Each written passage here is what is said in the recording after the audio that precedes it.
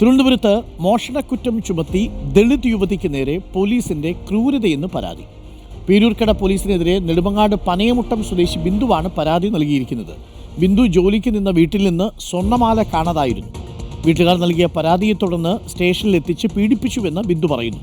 വിവസ്ത്രയാക്കി പരിശോധന നടത്തിയെന്നും പെൺമക്കളെയും ഭർത്താവിനെയും കേസിൽ കുടുക്കുമെന്ന് ഭീഷണിപ്പെടുത്തിയെന്നും പറയുന്നു. എന്നാൽ മാല വീട്ടിൽ നിന്ന് തന്നെ ഉടമയ്ക്ക് ലഭിച്ചു. അപമാനഭാരത്താൽ ജീവിക്കാൻ കഴിയുന്നില്ലെന്ന് ബിന്ദു റിപ്പോർട്ടറിനോട് പറഞ്ഞു. കേൾക്കാം.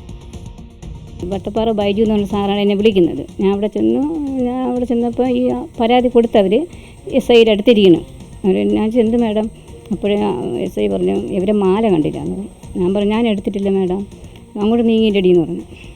അപ്പം ഇപ്പുറത്ത് കൊണ്ടുവന്ന് എന്നെ ബാഗെല്ലാം പരിശോധിച്ച് എന്നെ ഫുള്ള് പരിശോധിച്ച്, പിന്നെ ഒരു വനിതാ പോലീസിൻ്റെ റൂമിൽ കൊണ്ടുപോയി എന്നെ ഡ്രസ്സെല്ലാം മാറ്റിച്ച് എന്നെ പരിശോധിച്ചിട്ട് ഇത്തിരി ചീത്ത പറഞ്ഞു.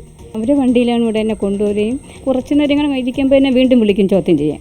വീണ്ടും അവിടെ പോലീസിൻ്റെ അടുത്ത് ചെന്നിരുന്ന് മാല കൊടു പിന്നെ നാറ്റിക്കും എന്നൊക്കെ പറഞ്ഞ് ഒത്തിരിയൊക്കെ പറഞ്ഞു. പിന്നെ എൻ്റെ മക്കളെ പറഞ്ഞു അത് അവരാരെയും കൂടെ ഇറങ്ങി അങ്ങ് പൊക്കോളും, പിന്നെ ജയിലിൽ നിന്ന് വിടത്തുമില്ല, പിന്നെ നാട്ടുകാർ എന്നെ സ്വീകരിക്കുകയില്ല. എൻ്റെ ഭർത്താവ് എന്നെ കളഞ്ഞിട്ട് പോയി വേറെ പോകാൻ കഴിക്കും. 4 പേരും കൂടെ റൂമിൽ കൊണ്ടുപോയിട്ടാണ് അവർ അടിക്കാനൊക്കെ വന്നു. ഭക്ഷണം 1 ദിവസം എനിക്ക് തന്നിട്ടില്ല.